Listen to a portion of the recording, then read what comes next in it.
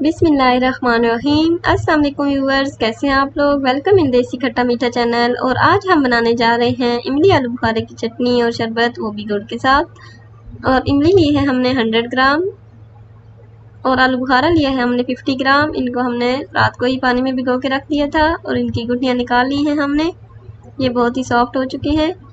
और गुड़ भी लिए है हमने 100 ग्राम, उसको भी थोड़ी देर पहले हमने पानी में भिगो के रख दिया था। और ब्राउन जीरा लिया है हमने हाफ़ टी स्पून, काला नमक लिया है हमने हाफ़ टी स्पून, नॉर्मल नमक हस्बे ज़रूरत ले सकते हैं आप, 1 टीस्पून लिया है मैंने। चाट मसाला लिया है हमने 1/4 टीस्पून और क्रश चिली ली है हमने 1/4 टीस्पून। आपको ज़्यादा स्पाइसी चाहिए तो आप ज़्यादा भी मसाले ऐड कर सकते हैं। और अब हम इनको, जो इमली आलू बुखारे का पल्प है, इसको ग्राइंड कर लेंगे। और एक पैन लिया है हमने और लो फ्लेम पे रखा है हमने इसको, और जो ग्राइंड किया हुआ इमली आलू बुखारे का पल्प है वो हमने इसमें ऐड कर दिया है। और दूसरे जो मसाला जात है हमारे पास वो भी हम इसमें ऐड कर देंगे।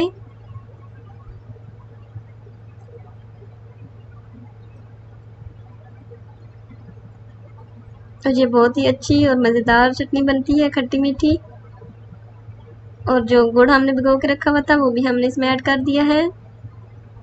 और हम इसको मीडियम टू लो फ्लेम पकाएंगे और तमाम चीज़ों को हम अच्छी तरह से मिक्स कर देंगे। और इसको हम 20 से 30 मिनट्स तक पकाएंगे और ढक के रख देंगे। और दरमियान में हम इसको चेक करते रहेंगे कि कैसी बन रही है। और ये बहुत ही अच्छी खट्टी मीठी और मज़ेदार चटनी बनती है, आप लोग भी ज़रूर ट्राई कीजिएगा। और 30 मिनट्स के बाद अब हमारी इमली की चटनी जो है वो रेडी हो चुकी है और थिकनेस भी बहुत अच्छी होगी इसकी।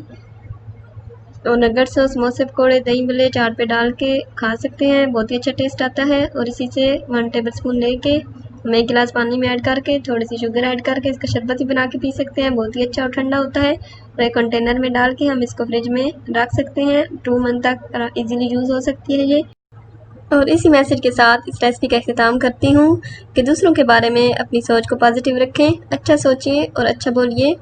और मेरे चैनल को लाइक करें, सब्सक्राइब करें और शेयर करना ना भूलिए।